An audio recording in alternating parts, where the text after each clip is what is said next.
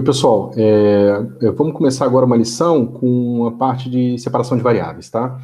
Como separação de variáveis é um método genérico e não tem uma forma fechada para falar sobre ele, eu prefiro falar sobre ele usando um exemplo específico, tá?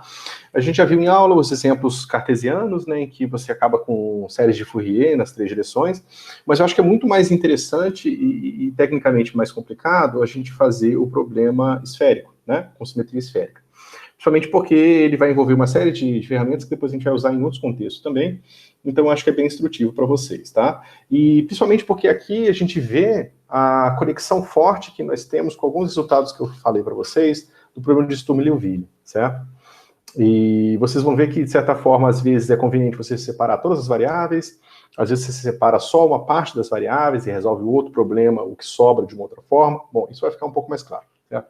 Então, a gente começa com um operador mais importante que nós temos nesse caso, que é o Laplaciano, tá? E o Laplaciano escrito em coordenadas esféricas, ele é o seguinte: 1 sobre r quadrado, ddr, r quadrado, eu estou aplicando esse operador numa certa função v, né? Del v, del r, tá? Mais 1 sobre r, abre parênteses, 1 sobre seno de θ, d de θ, seno de θ, dv dθ. Mais, finalmente, 1 sobre seno quadrado de θ, del v, del φ2. Tá? Isso aqui é o operador Laplaciano, atuando em V. Eu vou dizer que esse cara vai ser igual a menos um certo lambda V. Tá? Ou seja, aqui eu posso estudar diretamente, aqui seria eu estudar o problema de alto valor do próprio Laplaciano tridimensional. Até agora, nós estudamos o problema de alto valor só de uma equação diferencial ordinária, né? Agora a gente pode pensar no problema de alta função, alto valor, alto vetor, de um problema de operadores de diferenciais parciais mais complicados, tá? Nesse caso específico, a gente consegue identificar de forma até simples que esses operadores aqui, eles se separam no sentido de que eles são somas de operadores que atuam só num subespaço do meu problema, tá? Então é fácil ver, por exemplo, que eu posso chamar esse pedaço aqui, ó, de um certo L, R, tá? Atuando em V. E você vê que esse pedaço aqui, ele vai ser 1 sobre R quadrado, acho que eu escrevi errado, isso, 1 sobre R quadrado. E eu vou ter um certo L θ φ, que é simplesmente o que está dentro do parênteses aqui, tá? Esqueci de fechar. Isso aqui, atuando em V, e esse cara aqui eu tenho menos lambda V, tá? Digamos que eu queira resolver aqui o problema de alto valor e alto vetor. Eu posso, ao invés de resolver esse problema diretamente, eu posso resolver só esse problema aqui, tá? Se eu resolver só esse problema, o que acontece é que eu vou encontrar aqui autofunções, né? Vocês lembram que essas autofunções, elas vão ser separáveis, porque eu tenho aqui um problema só de θ e um problema só de φ, tá? Essas autofunções sendo separáveis, cada uma delas vai ter um problema de Sturm-Liouville associado. Para cada problema de Sturm-Liouville eu tenho uma base contável, né, de funções de base, né? Então eu posso encontrar sempre uma sequência de autofunções que satisfaz isso aqui. Digamos, chamar de y, Lm, tá? Que vai ser um certo alto valor, Lm, y, Lm, tá? Isso vai ficar mais claro um pouquinho mais para frente. Certo, pessoal? Então, se eu faço essa separação aqui, agora o meu problema, que era um problema de equações diferenciais parciais, ele vai reduzir para o seguinte. Eu tenho essa base, eu uso essa base para escrever o meu V, ou seja, o meu V é uma função de R, θ e φ. Eu vou expandir esse pedaço da função só. Então, isso aqui vai ser uma coisa assim. Somatório de Lm, né? E aqui vai ser um certo V tio de R, porque eu não estou separando esse pedaço, Ln. Y, e aqui eu vou ter minha base Y, Ln. O M geralmente a gente bota aqui em cima, eu vou botar para não quebrar o LM, LI. Tá? Então agora, veja, eu tinha um problema de equações diferenciais parciais e agora eu tenho um somatório de LM. Esse meu L vai atuar nesse V tio de R, LM, tá? Esse pedaço aqui vai ser simplesmente o alto valor vezes aquele próprio Y. Então isso aqui vai ser lambda LM V tio LM de R, tá? Sobre R quadrado, certo? E aí eu posso até jogar mais para cá o meu lambda V tio LM, tá? Isso aqui tudo vezes y L m, que depende de θ e φ, igual a zero. Tá? Então, veja, eu tinha um problema de 3 graus de liberdade, eu separei só o pedaço angular dele e o pedaço radial eu não separei. Agora, vocês podem perguntar, poxa, mas por que você vai separar um pedaço e não vai separar outro? Aqui o que acontece é que θ está definido entre 0 e π, e φ está definido entre 0 e 2π. Certo? Então aqui a gente tem todas aquelas nossas garantias de que a base é uma base completa, ela existe, ela é contável, né? Você pode ortonormalizar essa base, esses operadores podem ser feitos de forma a serem autodisjuntos, toda aquela parte do teorema da teoria de Liouville se aplica. Né? No caso de R está definido normalmente de 0 a infinito. Se ele tiver definido de 0 a um R1, por exemplo, aí você tem o mesmo problema, você poderia separar as 3 variáveis.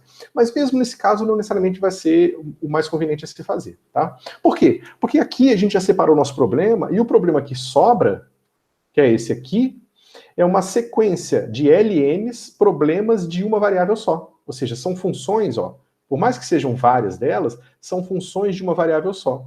Então tem uma sequência de problemas de uma variável só que podem ser resolvidos usando as técnicas que a gente já viu. Método de Frobenius, o que a gente quiser, tá? Contanto que agora a gente possa depois aplicar as nossas condições de contorno. Geralmente as condições de contorno vão ser que o nosso V, num certo raio, 1, que pode ser até o próprio infinito, tem um certo valor. Ou seja, isso aqui vai satisfazer uma certa condição de contorno, que eu vou dizer que para esse raio 1, esse nosso potencial é dado por uma certa função de P de θ e φ. Eu posso agora, como eu já expandi esse cara aqui, eu já expandi esse cara aqui nesses y aqui, que são a base da parte angular, que a gente vai chamar de harmônicos esféricos, a gente pode simplesmente escrever esse cara expandido, isso aqui já vai ser V tio L M de R, 1, tá? Menos PLM, onde PLM é a decomposição desse cara aqui, YLM de θ φ, onde eu decompus os dois, tá? LM. E agora eu preciso, as condições de contorno, que antes eram condições de contorno que davam para a gente relações entre funções de várias variáveis com funções de várias variáveis, agora eu tenho uma sequência de condições de contorno. Ou seja, para cada PLM, cada PLM me dá uma condição de contorno para um certo VLM. Então agora eu tinha um problema unidimensional, agora eu tenho um problema unidimensional com condição de contorno aqui. Tá? E agora eu posso resolver, como eu falei para vocês, usando o método que a gente quiser. Tá? Então, o método de separação de variáveis, ele é útil e ele está muito intimamente relacionado às condições de contorno e ao problema de Sturm-Liouville. Tá? Quando a gente fez aquele primeiro exemplo, super simples, uma caixa, por que a caixa? Porque a caixa te bota condições de contorno em que os intervalos de cada grau de liberdade são intervalos finitos. E para intervalos finitos, a gente tem os resultados de bases completas, contáveis, são espaços de Hilbert bem definidos.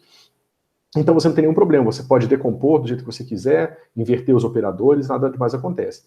Problemas mais complicados, como o caso esférico, eles requerem um certo cuidado. Você pode decompor o espaço inteiro, você pode decompor só um pedaço que te importa, por exemplo, a parte angular, justamente porque a parte angular satisfaz essas condições de contorno cíclicas, o que é mais simples de encontrar, de aplicar o problema de Sturm-Liouville, né? E na prática, é muito comum encontrar problemas decompostos em harmônicos esféricos, mas que não tem decomposição em R. Na cosmologia, o tempo todo a gente está fazendo decomposições harmônicos esféricos sem fazer decomposição em R, porque a decomposição em R é mais complicada, você não tem um espaço completo. A decomposição em R, no caso da cosmologia, é a profundidade que você observa o universo. Geralmente você faz isso em cascas esféricas finitas e pequenas, né? Então, você vê que dependendo de quanto você conhece da geometria e da estrutura do seu problema, você pode aplicar a separação de variáveis, né, nesse pedaço e deixar o outro pedaço para resolver de outra forma. Muitas vezes, até numericamente, né? Ok. Então, aqui na prática, vamos escrever os nossos operadores só para a gente depois poder aplicar.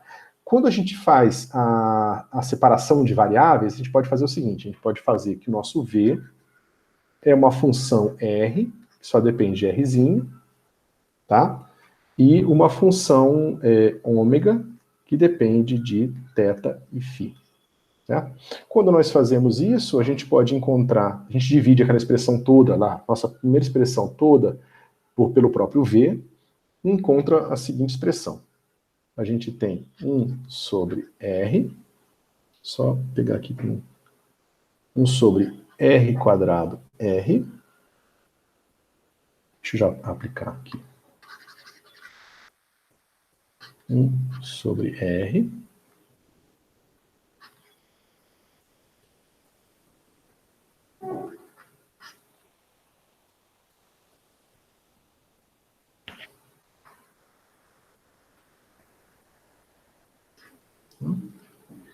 Mais 1 sobre ômega, seno de θ, dθ, seno de θ, é o ômega da θ. Você vê que tem uma sutileza um pouco maior nesse problema em comparação com o caso cartesiano, é que nesse problema aqui, a separação não é tão óbvia, tá? Porque você tem misturas aqui. Ó. Você vê que o operador de R só aparece R, né? Mas o operador aqui de θ, ele vai aparecer 1 sobre R quadrado aqui. Né? Tem um R quadrado aqui também. Então, em princípio, não parece que dá para separar, mas a gente viu ali anteriormente que dá, né? Porque você tem simplesmente uma coisa que só depende de θ e φ e uma coisa que só depende de R. Se eu multiplicar essa expressão aqui toda por R quadrado. Tá? Então, muitas vezes, o método de separação de variáveis tem esse truque, essa sutileza, tá? Só escrever aqui o último termo, del 2 ômega, del φ2, isso tudo igual a menos lambda, tá? É porque eu dividi por V, por isso que é só menos lambda aqui. Então, pessoal, a gente tem aquela mesma brincadeira da método de separação de variáveis. Eu posso multiplicar toda essa expressão por Rzinho ao quadrado, aí esse pedaço aqui, ó, vai depender... Opa, envolve esse cara aqui. Esse pedaço aqui, ele vai depender só de θ e φ. E esse pedaço aqui, mais esse pedaço aqui, vai depender só de R.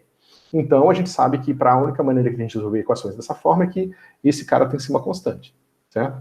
Então, agora a gente pode simplesmente escrever essa constante como sendo menos C1, só por simplicidade, tá? E aí aqui vai ficar o seguinte, 1 sobre R, 1 sobre R quadrado, del R, R quadrado, del R, tá? Lembrando, eu pego essa expressão de cima, multiplico por Rzinho quadrado, aí esse pedaço que eu marquei aqui não depende de R, então tem que ser igual a uma constante, aí depois eu posso tornar a dividir por R2, tá? Então eu vou chamar essa constante aqui de C1 sobre R quadrado, isso aqui tem que ser igual a menos lambda, tá? Agora eu tenho o meu problema que foi separado na variável R, tá? Eu posso pegar esse problema aqui e posso simplificar multiplicando aqui por R, multiplicando por Rzão aqui e Rzão aqui. E pronto, eu tenho uma equação diferencial ordinária de segunda ordem do tipo Sturm-Liouville direitinho aqui, certo? Tem que ter cuidado só quando o R for igual a zero, porque podem ter termos divergentes, tá? E a gente pode aplicar todas as técnicas que nós conhecemos, certo? Lembrando que aqui, normalmente, se o intervalo for infinito, ou seja, de zero a infinito, a gente pode ter problemas nessa base, né? Ela talvez seja incontável, talvez seja uma base contínua, com autovalores contínuos, em que aí a normalização é mais complicada, porque normaliza delta de Dirac, os teoremas todos que valem no outro caso não valem aqui, né? A coisa precisa ser olhada com cuidado. O problema que a gente separou, ele agora é o seguinte, 1 sobre ômega, deixa eu pegar da minha colinha aqui, 1 sobre ômega, 1 sobre seno de θ, d de θ, seno de θ, del ômega, del θ, tá? Mais 1 sobre seno quadrado de θ, eu chamei isso tudo de C1, então, del ômega, del φ2, tudo isso igual a C1. Tá? Veja que aqui a gente tem a mesma coisa, a gente tem um problema de φ que está multiplicado pelo seno de θ. Né? Mas é claro, a gente pode pegar essa expressão toda, multiplicá-la por seno de θ, esse pedaço agora aqui vai depender só de φ, e esse outro pedaço aqui vai depender só de θ, né? Eu posso escrever então o meu ômega como sendo θ maiúsculo vezes φ maiúsculo, tá?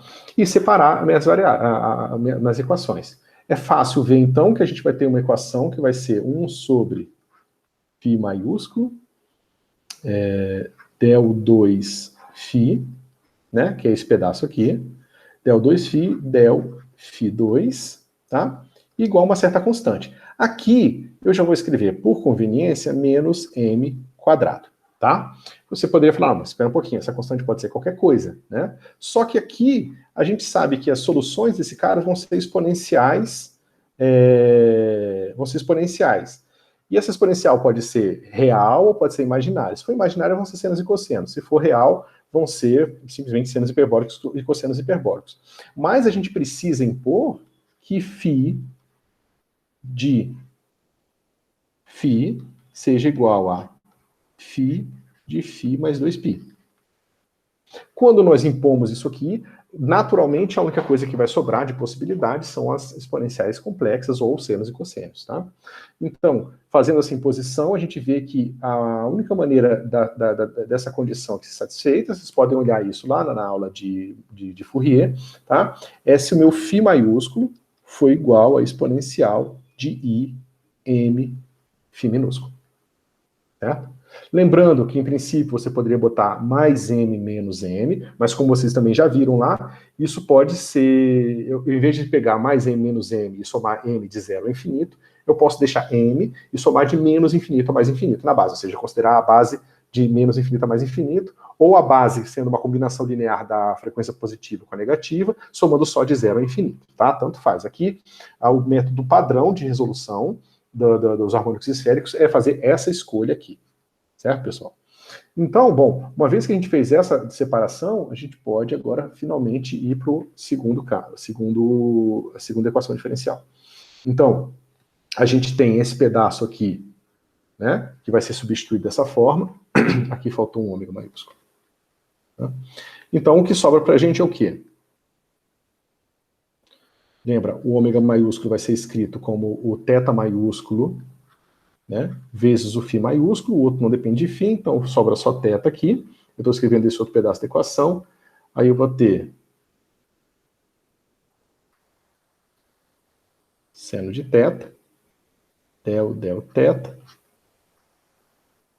seno de θ, del θ maiúsculo, del θ, tá? Agora aqui, quando a gente separou as variáveis, aí é super importante, esse cara aqui vai virar simplesmente menos m quadrado, tá? Que é esse pedaço aqui. Opa. Menos m quadrado sobre seno ao quadrado de θ, tá? Igual a C1.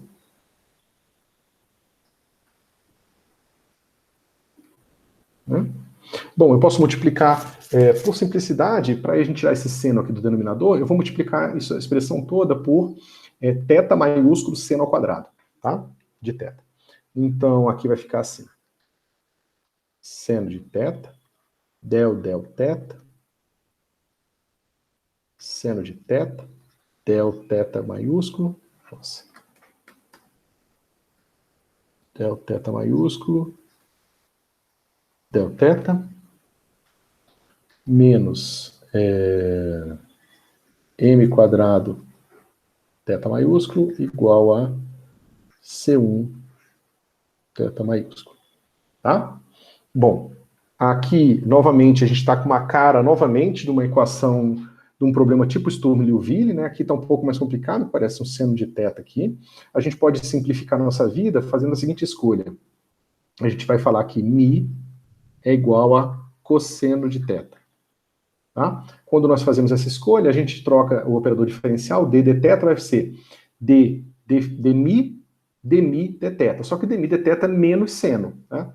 Então aqui vai ficar assim, menos seno ao quadrado de θ, del μ, menos seno, porque já tem um seno, né? Quando eu calcular del μ dθ, vai dar outro seno, por isso que dá seno ao quadrado aqui também, tá? Del θ maiúsculo, del μ, certo? Ok? Menos m quadrado θ igual a C1 θ. Certo? Bom, em termos de μ, esse cara aqui, eu posso botar o mais aqui e aqui, né? O seno é simplesmente 1 menos μ quadrado, tá? Então, o meu problema agora é 1 menos μ quadrado, del μ, 1 menos μ quadrado, del θ maiúsculo.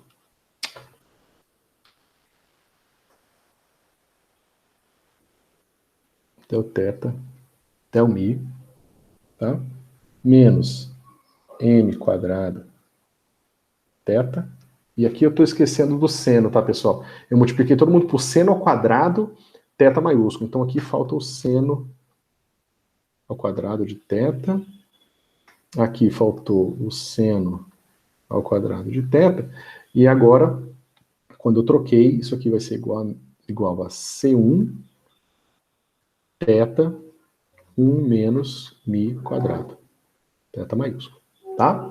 Bom, eu posso agora dividir minha expressão toda por 1 menos μ quadrado, vai ficar assim. E como eu só tenho uma variável μ, eu vou chamar ela de a derivada em relação à linha, tá? Então vai ser assim, 1 menos μ quadrado, θ linha, menos m quadrado θ, sobre 1 menos μ quadrado, tá? Menos C1 θ, igual a zero. E olha que interessante, isso aqui é a equação diferencial dos polinômios de Legendre, né? Que tem aquelas soluções todas que a gente pode ver pelo método de Frobenius, né? Que, para casos especiais desse alto valor aqui, é uma solução bem comportada. E a gente quer essas soluções bem comportadas. Se vocês lembrarem, não tem nenhuma solução com a série infinita que seja regular em tanto em 1 e menos 1, porque aqui você vê que tem dois polos, tá? Esse cara vai a zero quando μ é igual a menos 1 e 1, que é o seno, que é o θ zero e θ π, né? Então, isso aqui causa problema pra gente. Então, a única maneira de a gente ter essas soluções regulares aqui, que a gente possa colocar operadores autoadjuntos bem comportados, é quando a gente faz essa escolha dos autovalores especiais que reduzem um problema de uma série infinita para polinômios finitos. Tá? Então, você vê que agora a imposição da condição de contorno em φ já vem reduzir o m, reduziu o alto valor aqui para ser menos um número inteiro ao quadrado, e agora eu vou ter uma segunda imposição de regularidade aqui. Claro que a gente viu a resolução dos problemas de Legendre, e aqui a gente vai ver o problema dos polinômios das funções associadas de Legendre, tá? Em que você tem esse termo aqui. Só que a gente vai fazer um truque que vai simplificar muito a nossa vida, tá? Então você vê que o problema esférico, ele é trivial em φ, né? O φ a gente resolve ele de uma maneira bem simples, simplesmente em termos de uma exponencial complexa, está aqui resolvido, e a parte em θ é mais complicada, que vai depender dessas funções, desses polinômios de Legendre associados, tá? Vai ter uma aula específica só para isso, a gente vai resolver. A gente vai encontrar, então, essa base que é simplesmente o produto da solução em φ com o produto da solução em θ. Isso vai formar para a gente os harmônicos esféricos e depois a gente vai usar isso para fazer separação de variáveis e resolução dos problemas. Tá bom, pessoal? Mas essa aqui é a ideia do método de separação de variáveis, tá? E a maneira que ele se